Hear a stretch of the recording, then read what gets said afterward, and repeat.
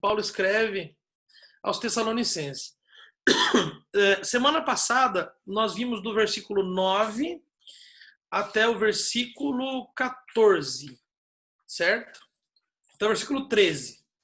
Então eu vou pedir para Jerusa ler para nós aqui, do 9 até o 13, só para a gente dar uma recapitulada no que foi visto. E eu vou dar uma acelerada nesse estudo aí, porque nós, 5 domingos aí só no capítulo 1 e 2, então dá uma acelerada. Ele é do 9 ao 13. Irmão, certamente vocês se lembram do nosso trabalho esgotante e da nossa fadiga. Trabalhamos noite e dia para não sermos pesados a ninguém, enquanto lhes pregávamos o Evangelho de Deus. Tanto vocês como Deus são testemunhas de como nos portamos de maneira santa, justa e irrepreensível entre vocês, os que creem. Pois vocês sabem que tratamos cada um como um pai trata seus filhos, exortando, consolando e dando testemunho, para que vocês vivam de maneira digna de Deus, que os chamou para o seu reino de glória. Também agradecemos a Deus sem cessar o fato de que, ao receberem de nossa parte a palavra de Deus, vocês a aceitaram, não como a palavra de homens, mas conforme ela verdadeiramente é, como palavra de Deus, que atua com eficácia em vocês, os que creem. Bom, então aqui, Paulo, ele essa semana, eu estava dando uma olhadinha um pouquinho para frente, né? Ali no capítulo 4, capítulo 5. E aqui Paulo, no capítulo 1 e 2, Paulo basicamente vai ali saudando, né? Paulo basicamente ali vai elogiando, exortando de uma forma assim bem leve. E a partir do capítulo 3 ali ele já dá uma pegada um pouquinho mais firme. Mas qual que é o contexto dessa igreja? Essa igreja, ela estava se estruturando, ela estava começando, ela estava os participantes, os seus membros, eles estavam iniciando sua caminhada com Cristo. Então Paulo ele tem uma preocupação muito grande ali, porque ele sabe que o que ele falar, aquilo vai servir de base, aquilo vai servir de alicerce para a caminhada daquele povo, né? Eu não sei como foi o seu alicerce, eu não sei como foi o início da sua conversão, eu não sei quem caminhou com você, né? Mas o que eu preciso te dizer é que esse alicerce ele é determinante no restante da nossa caminhada, tá? Eu gosto sempre de um exemplo. Uma vez eu tive visitando a Itaipu, né? Todo mundo que ia visitar a Foz eu levava para conhecer Itaipu e as cataratas. E eu não cansava de ir, porque é um lugar muito bonito. E você vai dentro do ônibus ali, o ônibus vai fazendo uma apresentação. E você para num lugar, desce e vê. Aí quando você está se dirigindo para outro ponto, o ônibus vai falando ali, tem uma gravação no ônibus, vai falando, olha, algumas curiosidades da construção. E uma das curiosidades é que no período da construção da Itaipu, foi montado, eu já falei isso na igreja, foi montado dentro da Itaipu uma fábrica de gelo. Por que uma fábrica de gelo dentro da Itaipu? Né? Que fazia milhares de toneladas por dia, fabricava milhares de toneladas por dia de gelo. Aí vem a... Quando você utiliza o concreto, tá? Seja numa laje, seja num piso, seja onde for, o que faz tirar o ar daquilo ali é a água gelada, né, ou o próprio gelo.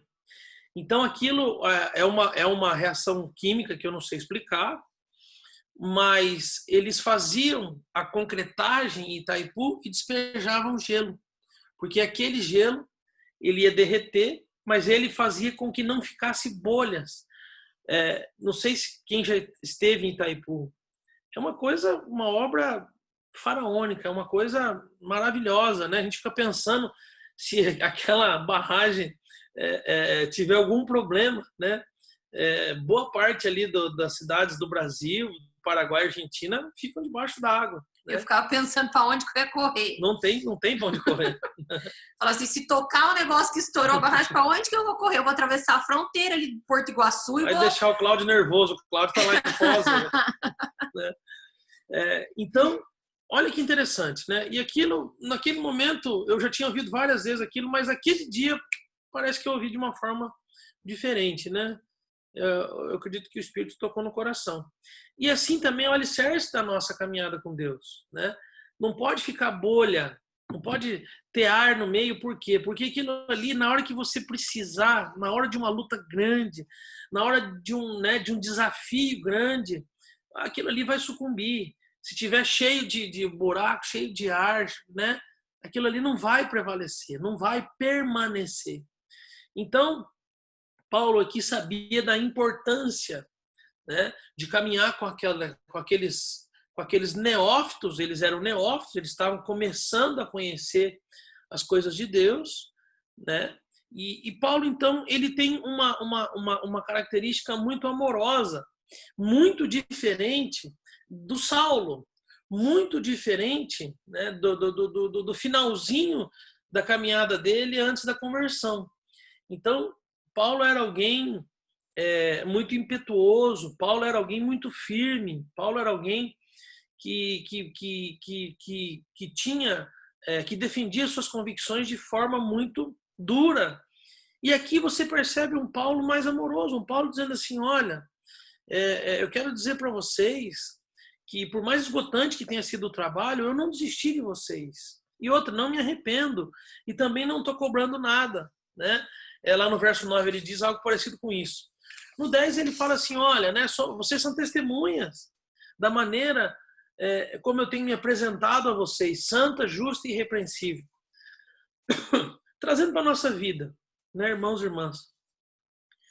Será que nós temos nos apresentado de maneira santa, justa e irrepreensível? Né, aos que creem, aos que nos cercam, aos que convivem com a gente? Né? Ou será que nós estamos sempre armados, né, para contra-atacar, né? Estamos sempre em atenção, em alerta, para revidar uma agressão, para revidar uma acusação, para revidar algo que nos fira, algo que nos machuque, né? Paulo chega diante daquele povo de mãos limpas e coração puro. Paulo convive com eles, Paulo ensina eles, né? E no verso 11, olha que interessante, ele ainda diz assim, olha, vocês sabem que tratamos vocês, né, como um pai trata seus filhos. Exortando, consolando, amando, dando testemunho, né? Para que vocês vivam de maneira digna aquele que, junto com aquele que os chamou, que é o Rei da Glória. Então, Paulo nos ensina aqui, irmãos e irmãs, né, que mesmo sendo um relacionamento novo, mesmo não tendo uma boa caminhada, um bom tempo de caminhada com aquele povo, Paulo se dedica, Paulo se doa, Paulo se entrega, né? E Paulo ama aquele povo. E amar, irmãos e irmãs, amar não é só dizer coisa boa, amar não é só abraçar, amar não é só falar aquilo que o outro quer ouvir, amar também é exortar, amar também é ajudar o outro a melhorar a vida, mudar a vida. Aqueles que são pais, né, sabem quantos nãos você já teve que dizer para o seu filho para protegê-lo. Quantas coisas que o filho queria muito e você podia dar, mas não deu para protegê-lo, né? Então, amar não se resume simplesmente a agradar, a fazer aquilo que o outro espera. E especialmente, né, a maior expressão do amor é a transmissão do Evangelho. Porque a transmissão do Evangelho, ela fica. Ninguém pode arrancar. Que herança você pode deixar para o seu filho maior do que o Evangelho? Não existe. Porque o Evangelho vai mudar a vida dele, o Evangelho vai transformar, o Evangelho vai dar a ele possibilidade de ter uma vida com Deus e mais do que isso, né, de ser salvo. O que você pode deixar para o seu filho em termos de patrimônio, de coisa material? Né? Nada disso se compara à salvação, nada disso se compara ao princípio, nada disso se compara à conduta, ao caráter, certo? Então, Paulo ele deixa muito claro isso no verso 12, né? Que amar é exortar, ensinar, especialmente transmitir o evangelho. Mas vamos então para onde nós paramos, né? Nós paramos ali no verso 14, quando ele diz assim, irmãos, porque vocês, irmãos, tornaram-se imitadores das igrejas de Cristo em Jesus que estão na Judéia. Vocês sofreram da parte dos seus próprios conterrâneos as mesmas coisas que aquelas igrejas sofreram da parte dos judeus, que mataram o Senhor Jesus e os profetas e também os perseguiram. Eles desagradam a Deus e são hostis a todos, esforçando-se para nos impedir que falemos aos gentios e esses sejam salvos. Dessa forma, continuam acumulando seus pecados. Sobre eles, finalmente, veio a ira. Então, Paulo se apresenta aqui de forma sensível, certo? Ele diz assim, olha, vocês se tornaram imitadores da igreja de Cristo. Irmãos e irmãs, esse povo específico aqui de Tessalônica, quando eles se convertem, os judeus que viviam naquela localidade passam a persegui-los de forma muito acirrada. Você sabe que quem crucificou Jesus foram os judeus. Quem crucificou Jesus foi aqueles que conheciam as Escrituras. Provavelmente, se Jesus estivesse no nosso meio hoje, quem crucificaria Jesus seríamos nós. É difícil de acreditar, é difícil de entender, é difícil de imaginar, mas essa é a realidade. E o que Jesus está dizendo aqui, o que Paulo está dizendo aqui para eles, é assim, olha, essa luta que vocês têm vivido, e eles tinham muitas dúvidas. Eles tinham muitas dúvidas porque eles estavam aqui quando essa carta chega, o nível de perseguição estava aumentando a cada dia. E os judeus começaram a matar, começaram a torturar os cristãos. Então Paulo está dizendo assim, olha, vocês se tornaram imitadores da igreja de Cristo, que estão na Judéia. Vocês sofreram, vocês têm sofrido. E eu entendo isso que está acontecendo na vida de vocês. É tão ruim quando você vai abrir o seu coração para alguém e você fala e essa pessoa começa a querer resolver os problemas da nossa vida. Não é assim. É terrível, né? Você começa a falar, a pessoa começa, ela não escuta, parece que aquilo que nós falamos não entrou no coração da pessoa e na mente. É algo superficial. E a gente percebe que quando a gente está falando, a outra pessoa está com pressa logo de querer logo resolver os nossos problemas. Né? Não é assim. Isso é muito ruim, isso é terrível. Isso serve de ensinamento para mim e para você, irmãos e irmãs. Quando alguém for falar com você, escute. Quando alguém for falar com você, não queira resolver o problema do outro. Quando alguém quiser desabafar com você, escute até a pessoa terminar de falar, sabe? Mas às vezes a gente vai falar, né? Vai abrir o coração, você vê que a pessoa está ansiosa para você parar de falar logo para ela começar a resolver o problema da gente, né? Isso não é bom, isso é prejudicial, tá? E especialmente a expansão do evangelho. Paulo demonstra aqui a sua preocupação com aquele povo. Ele diz assim, olha, eu sei o que vocês estão vivendo, eu sei o que vocês estão sofrendo, mas olha, vocês estão sofrendo como aqueles que estão na Judéia. Existem mais gente sofrendo igual vocês. Não desanimem, sigam em frente, olhem para frente, olhem para aquilo que está diante de vocês, se esforcem, né? No verso 16 ele usa esse termo, esforçando-se, ou seja, quantas vezes na nossa vida falta isso, irmãos e irmãs? Quantas vezes, especialmente com aqueles que estão, né, mais perto de nós, né, falta essa sensibilidade de ouvir, falta essa sensibilidade de nos colocarmos no lugar do outro, falta essa compaixão, né?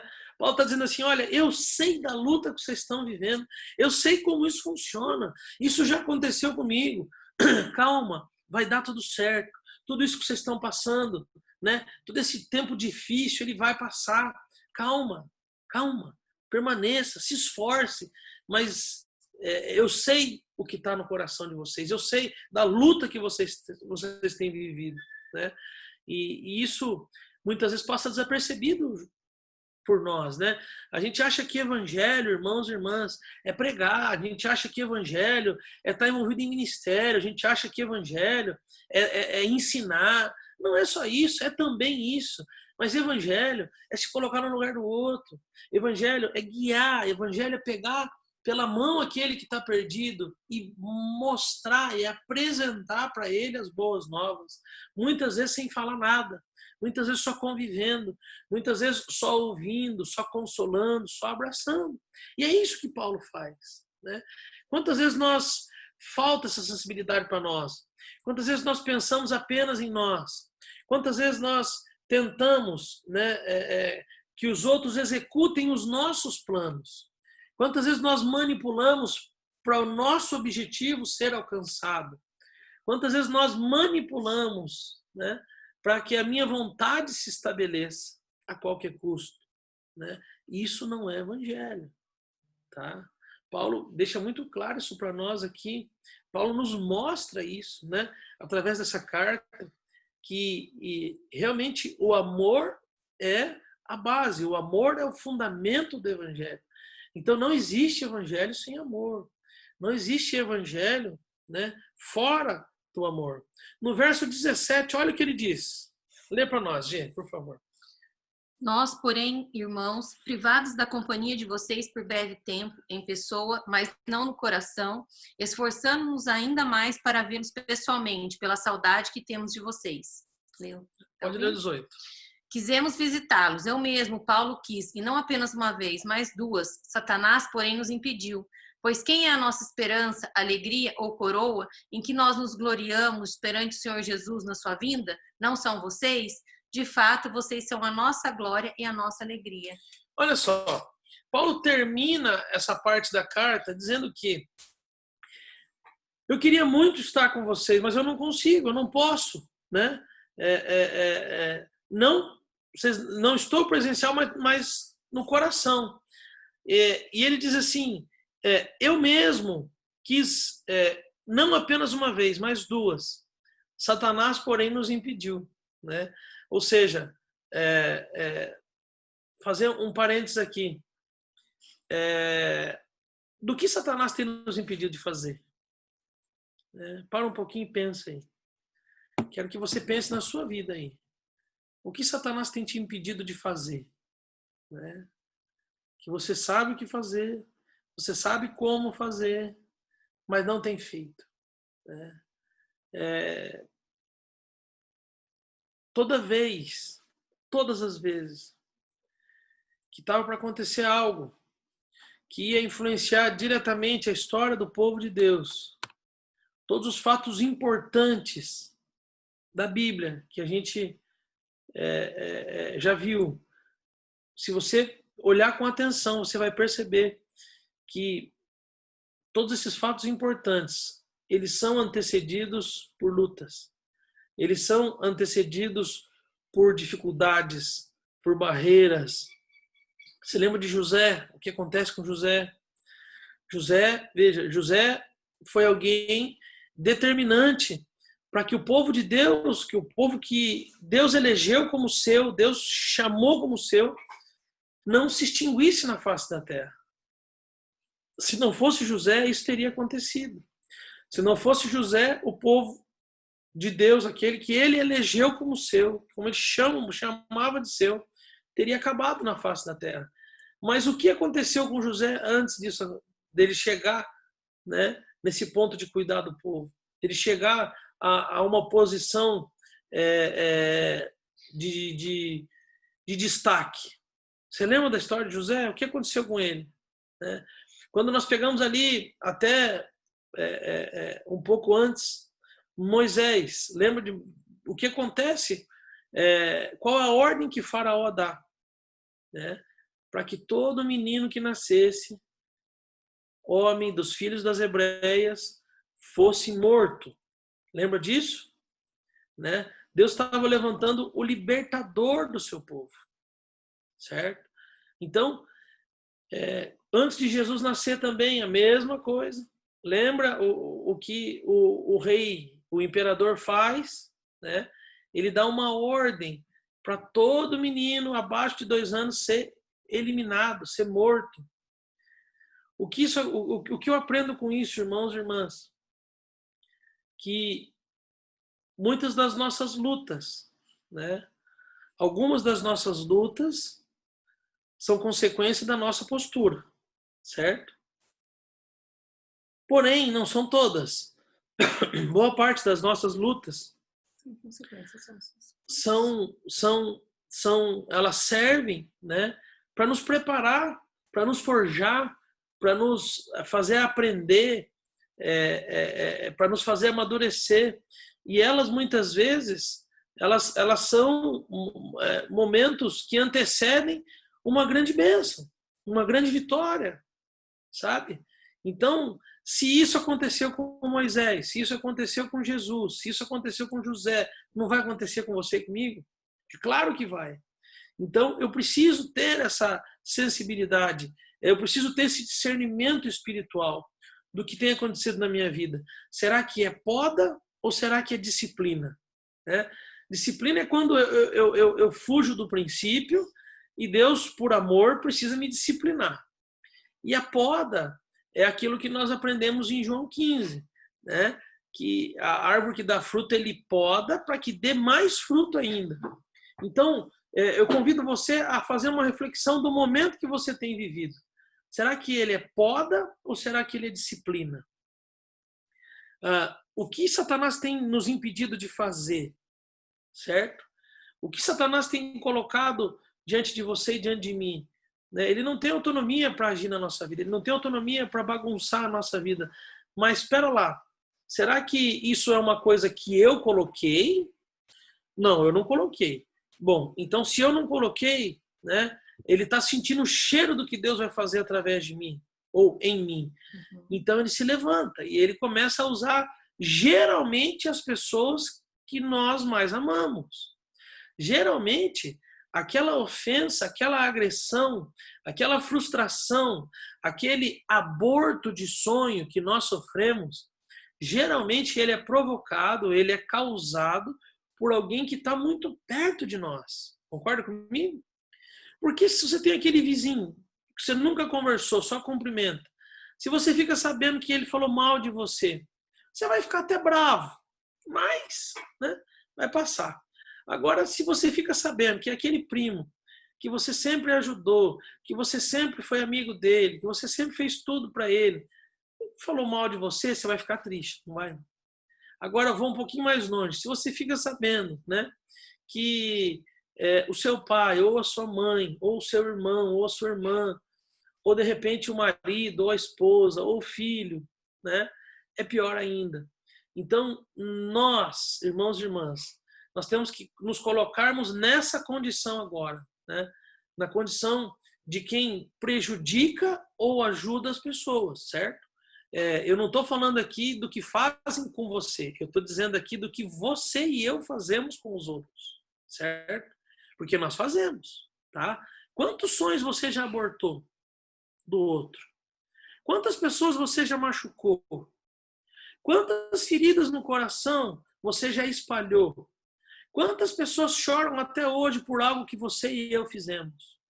Quantas pessoas se desviaram da fé por causa da tua vida e da minha vida? Eu sei que isso é um pouco forte, né? Mas esse é o verdadeiro evangelho.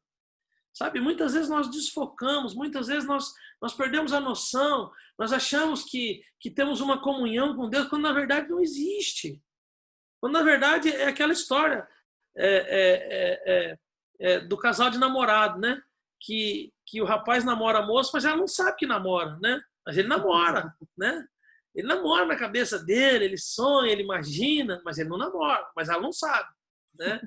Então, às vezes, sou eu com Jesus, né? Eu acho que estou bem com Jesus, estou numa comunhão maravilhosa com Jesus, estou fazendo um monte de coisa por Jesus, mas pera lá, né? Mas não estou. Eu acho que estou, mas não estou.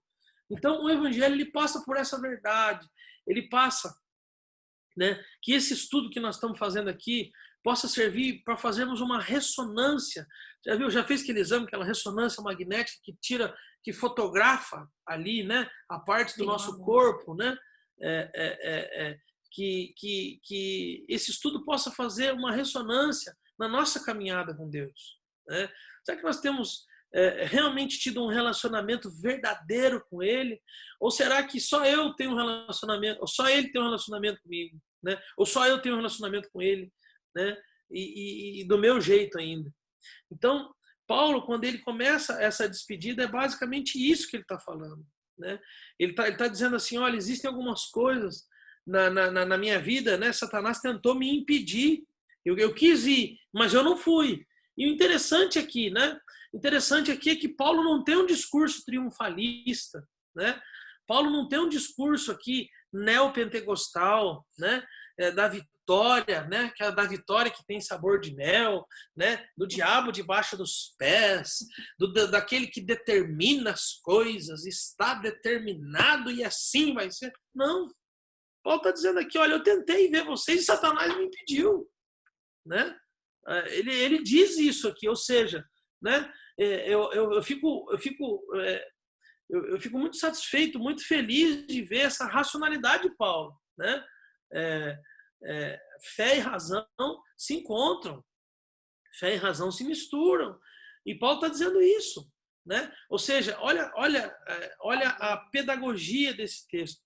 Paulo está ensinando aquele povo que vai chegar um determinado momento na vida deles que eles vão tentar fazer algo e o diabo vai impedir, né? Paulo não está dizendo aqui que é para atropelar, é para determinar, é para fazer, né? Para jogar sal grosso, para fazer sei lá o quê, né? Paulo está dizendo assim, olha, vai acontecer isso, vocês não se desesperem, tá? Vocês mantenham a paciência, vocês mantenham a postura e mantenham a caminhada. Aí eu pergunto para você, meu irmão, minha irmã, quantas vezes isso já aconteceu com você e comigo?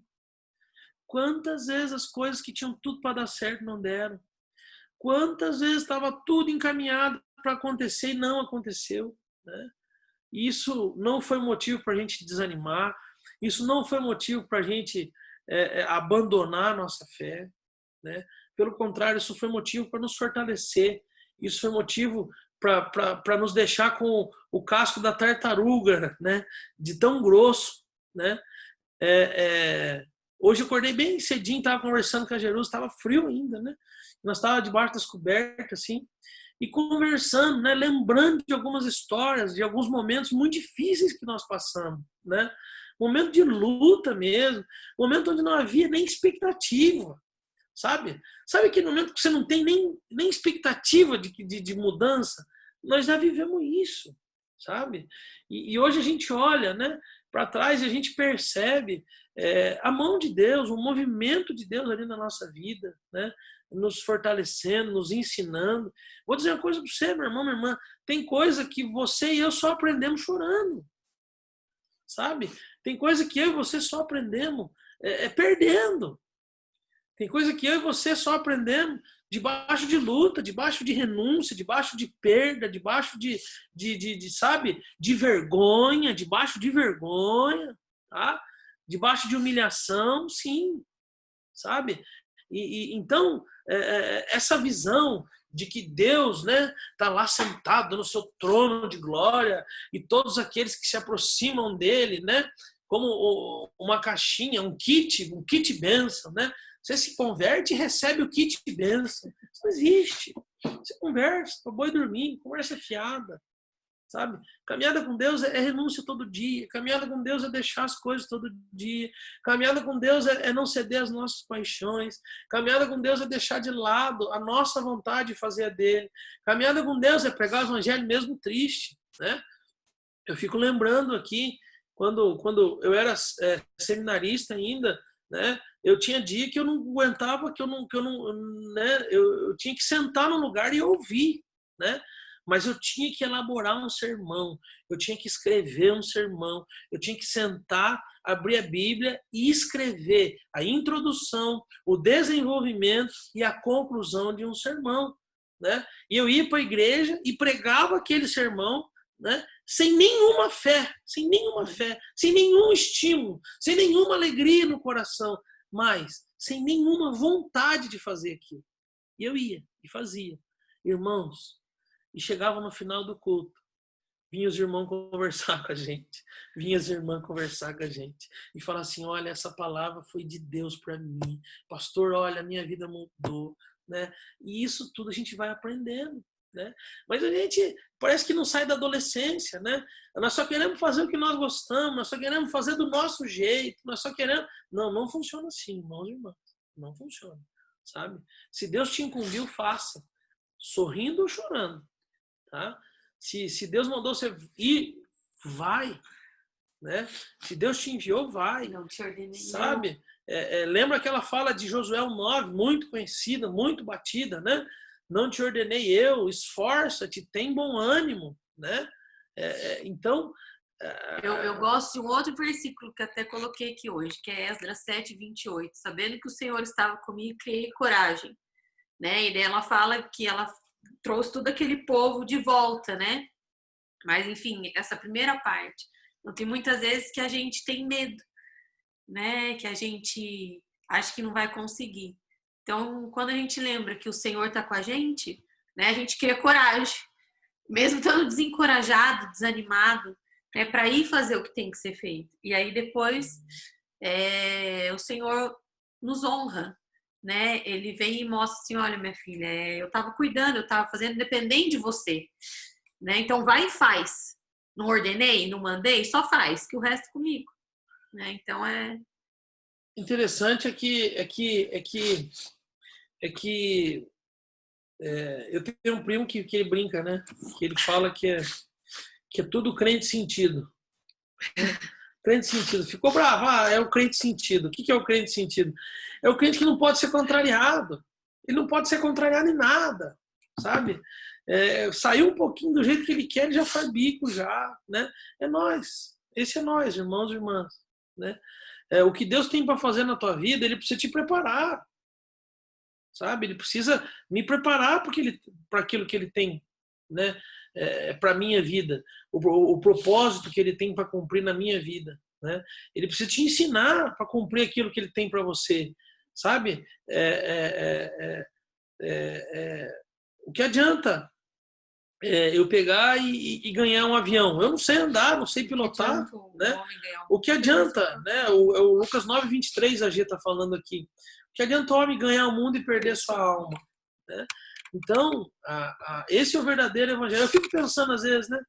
Eu vejo, eu quando vejo essa turma pregando na televisão, assim, boa parte, eu tenho vontade de tacar alguma coisa na televisão, porque eu não sei de onde vem, é muita safadeza, é muita bandidagem isso, sabe? Eu preciso confessar para vocês que eu torço para esses caras queimar no inferno, tem hora, sabia?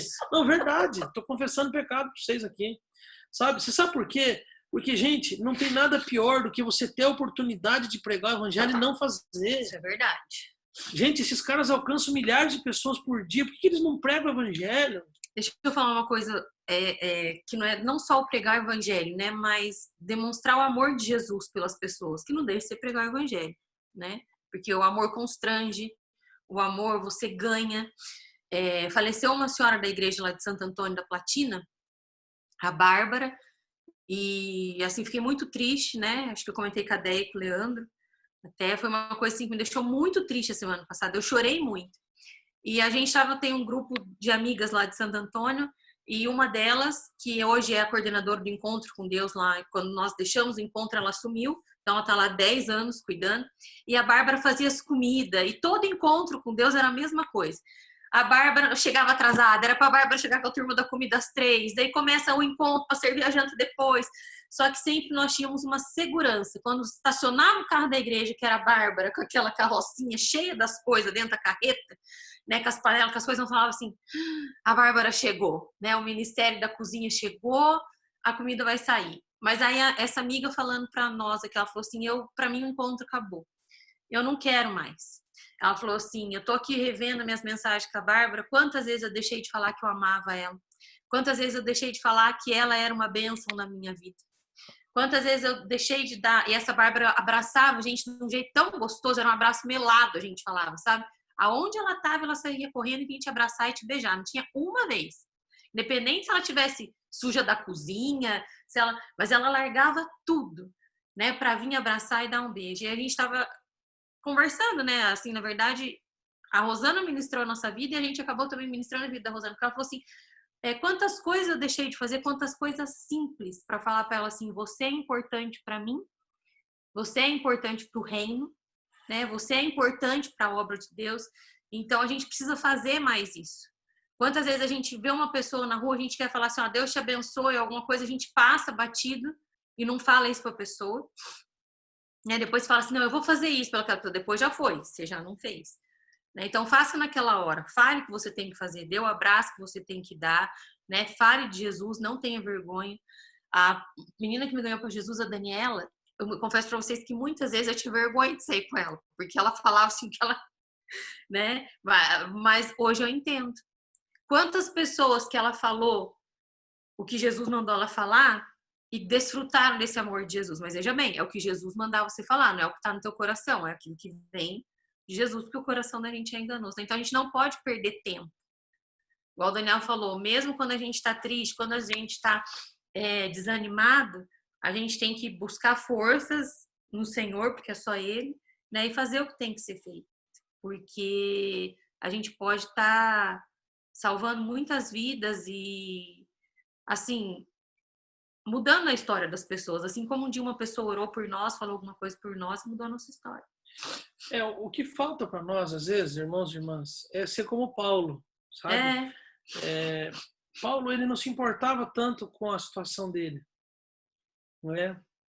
Paulo, o que importava para ele era fazer o que Deus tinha mandado, né? O que realmente importava para Paulo era a expansão do evangelho. Você lembra daquele texto de Filipenses que ele fala, né? Sei viver na fartura, sei viver na escassez, né? E ele termina dizendo que tudo ele pode naquele que fortalece. Então, a nossa caminhada com Deus, o alicerce tem que ser o amor, né? O amor a Deus, a gratidão no nosso coração a Ele vai gerar esse serviço. E é um serviço verdadeiro, não é um serviço de marketing, não é um serviço de publicidade para aparecer, é um serviço verdadeiro, né? A Bárbara era a cozinheira dos encontros, a Bárbara era a chefe da cozinha dos encontros, né? Então, na nossa igreja em Santo Antônio tinha um ministério, tem ainda o ministério de sociabilidade, que chama, né?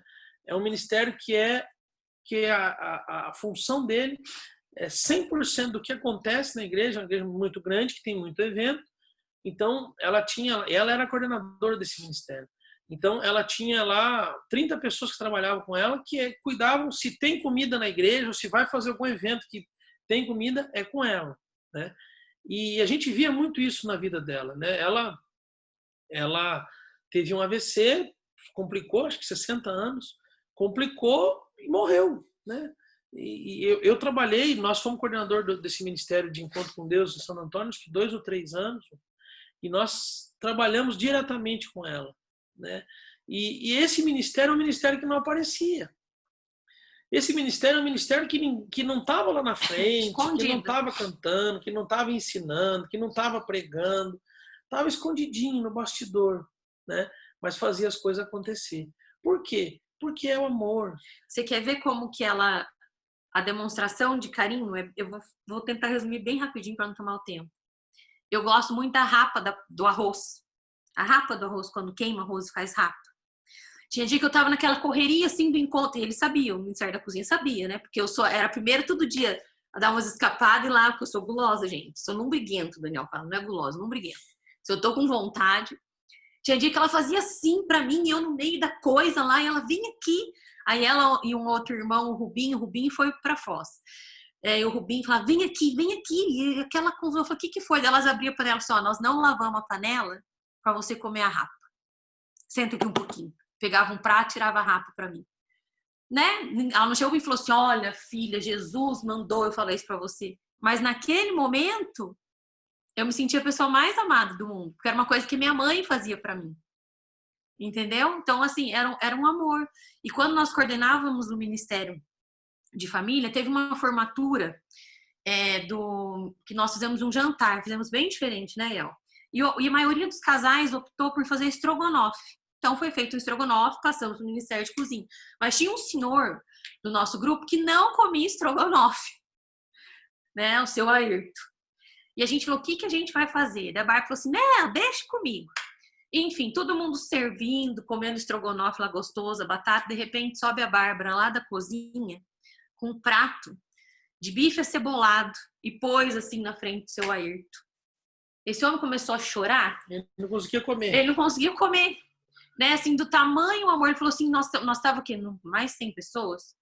Acho que mais de 100 pessoas. Ele falou assim, e ele topou, ele não comia estrogonofe, falou, vou comer o arroz, a batata e a salada, tá tudo certo.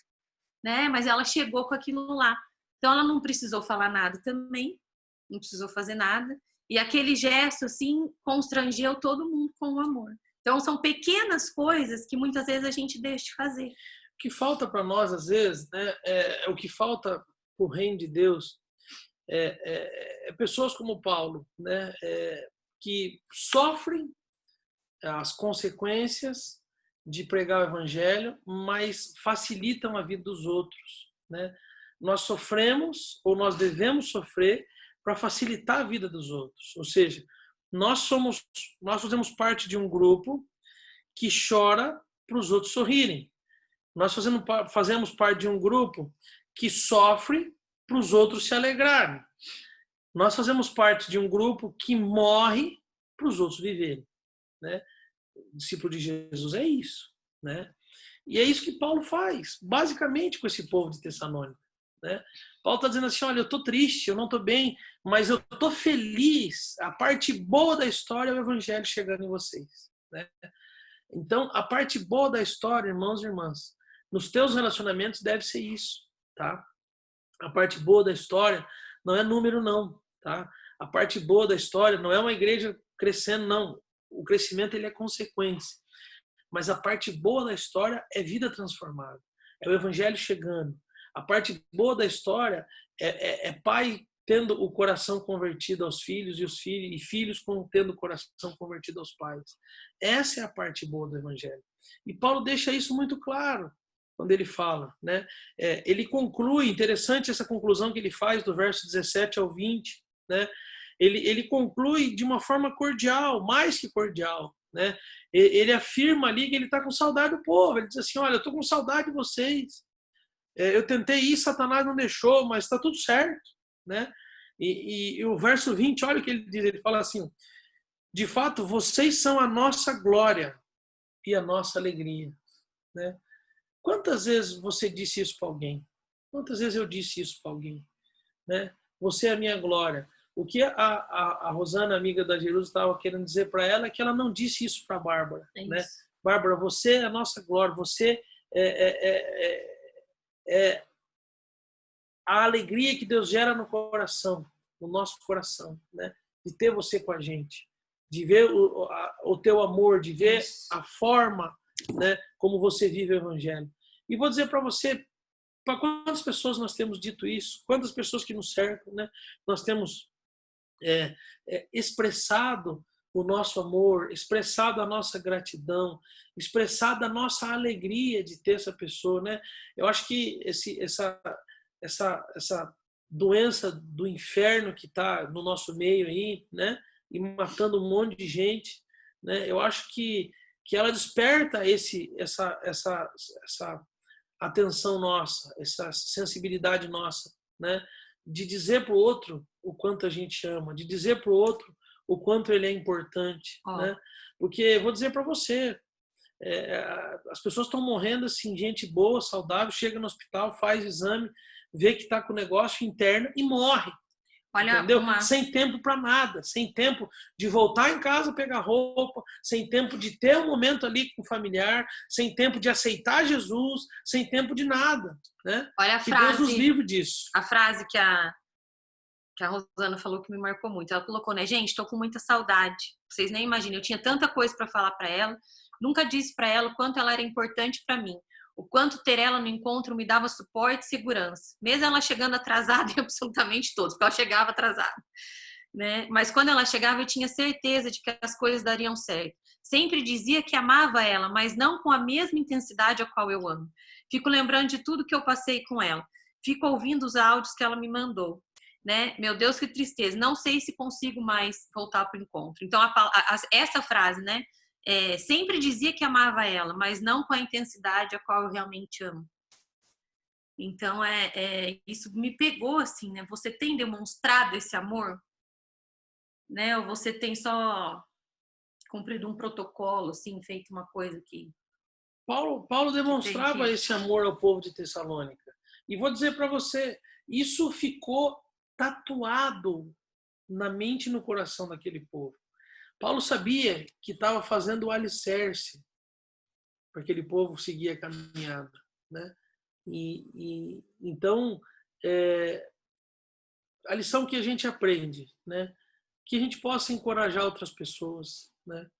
Que nós possamos fazer como Paulo fez, que nós possamos amar os outros com os seus defeitos, né? E com as suas virtudes, né? Não tenta separar, não tenta descolar os defeitos das virtudes do outro, não aceita a pessoa do jeito que ela é, tá?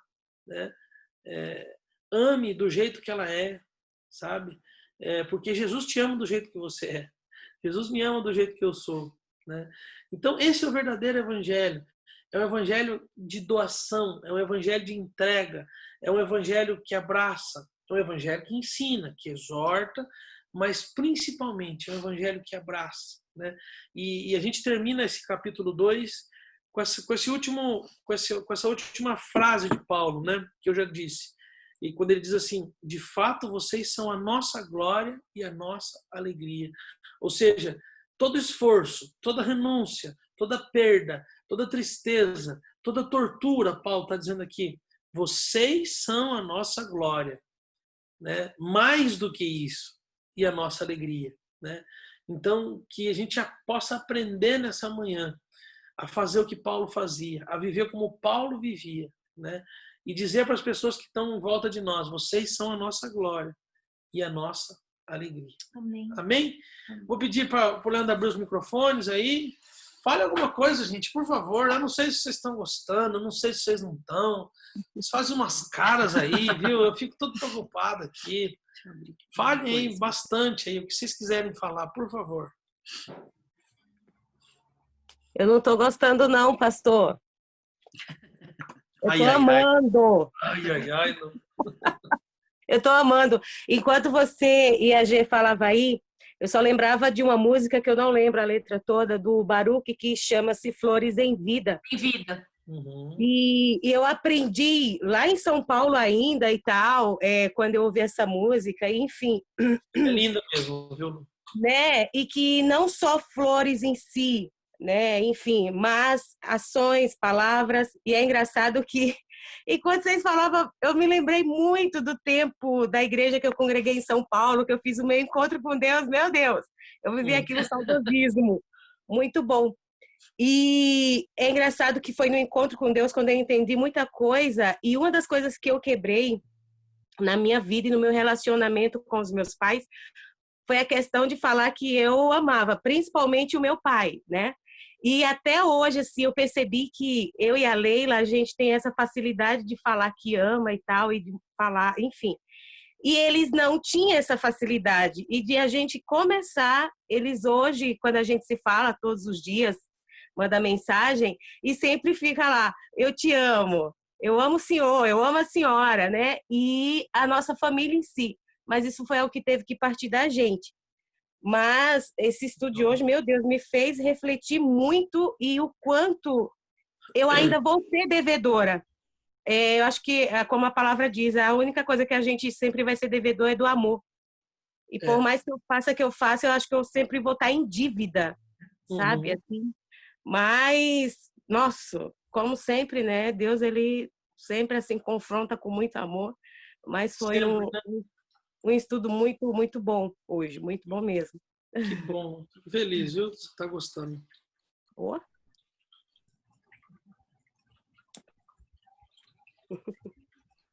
E mais? Vamos lá, gente. Renan, Isaías. Estou abrindo aqui.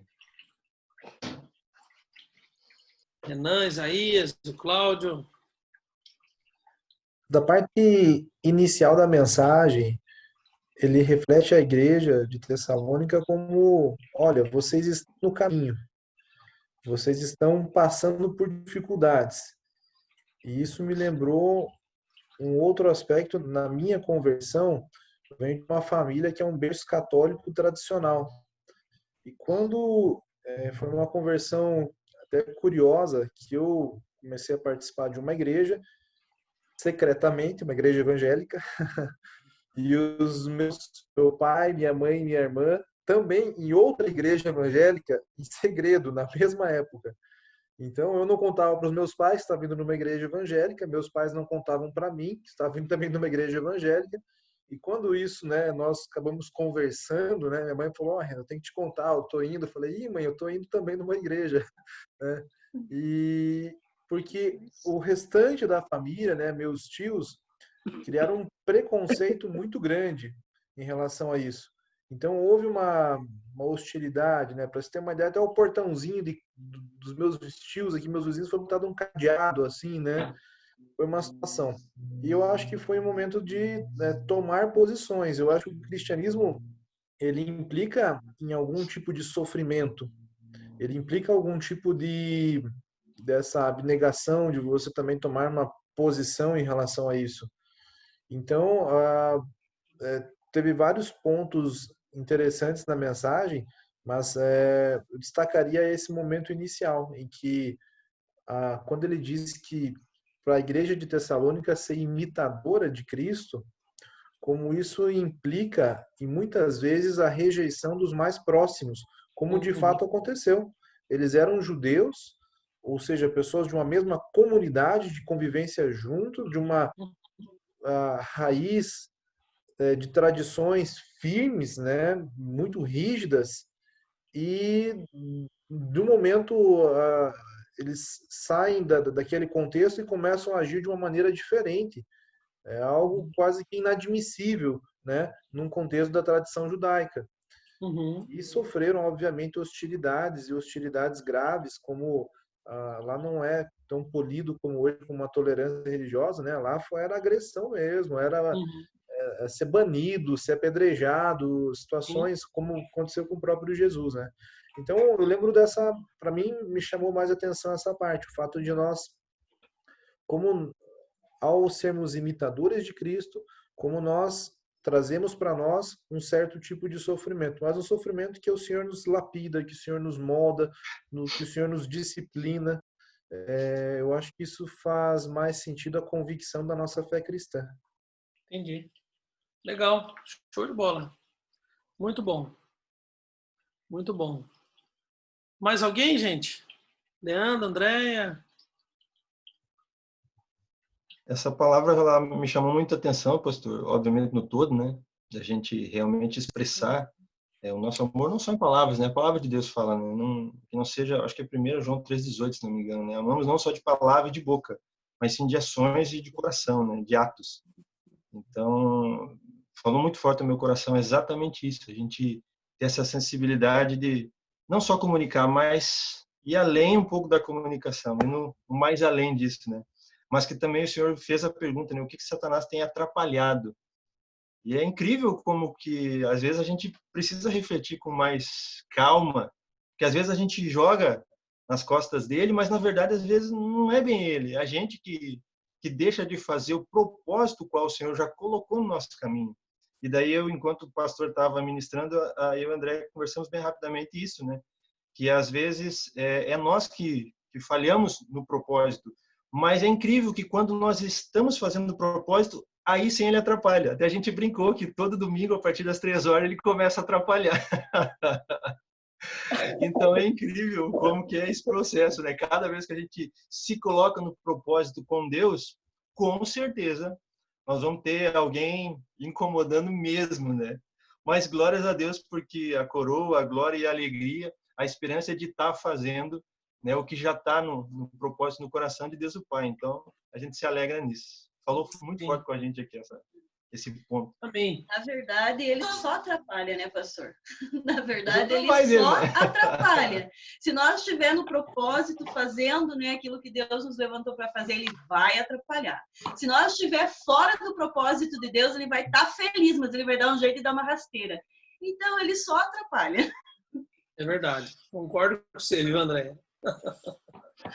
Então, Gente, pastor, vamos falar. falando em Cláudio. amor, sabe, assim, de Paulo aqui, eu lembro daquele encontro que nós tivemos lá em Medianeira. Chegou aquele pessoal de Londrina que é inesquecível o exemplo deles. Então, eu acho assim, que quando você mostra um exemplo, você marca as pessoas. Foi uma coisa que me marcou muito naquele encontro, foi o comportamento deles, a maneira de servir, a maneira de estar presente. Sim. Estar ali para ser prestativo. Verdade. Então, eu acho que isso aí é o maior exemplo que tem, é você, Verdade. com amor mesmo, fazer as coisas. Verdade, Cláudio, isso mesmo. Verdade, é isso aí. É no serviço que as pessoas são constrangidas, né? No amor, né? Quando nós amamos através do serviço, verdade. Mais alguma coisa, gente? Isaías quer falar alguma coisa, Isaías? Vamos orar, então? Eu vou pedir para o Leandro orar encerrando para nós aí. E lembrando que às 17 horas tem o nosso culto, hein? O pessoal hoje ficou encolhido por causa do frio, eu acho. Mas teve um pessoal que mandou para mim que não conseguiu conectar. Ah, é? Mandaram aqui. Então tá, bom. Vamos ver. Leandro, ora para nós, Leandro, por favor. Oramos sim, pastor, com certeza. Amado Deus, querido Pai, queremos lhe agradecer, Senhor, esse tempo tão precioso, tão especial, o qual o Teu Espírito Santo, Pai, tocou o nosso coração. Obrigado por esta palavra e damos a plena liberdade, Senhor, para que o nosso coração seja constrangido a não só falarmos de amor, mas expressarmos o verdadeiro amor.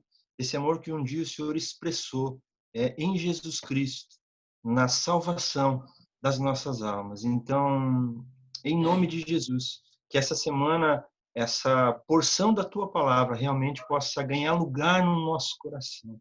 Nós possamos nos mover conforme a vontade do Teu coração, Pai amado e Deus querido. Lhe agradecemos por essa semana que está começando. Pedimos que o Senhor continue com a Tua mão estendida, guardando cada casa, cada lar, cada servo, serva, filho e filha, debaixo das Tuas asas. E que às 17 horas estejamos com o coração cheio de gratidão e alegria em cultuar o Senhor. Te agradecemos na autoridade do nome de Jesus. Amém, amém. Amém. Amém, gente. Um ótimo domingo para todos, viu? Fiquem com Deus. Tchau, gente. Deus abençoe. Pastor, dá uma olhadinha no teu zap. Ado.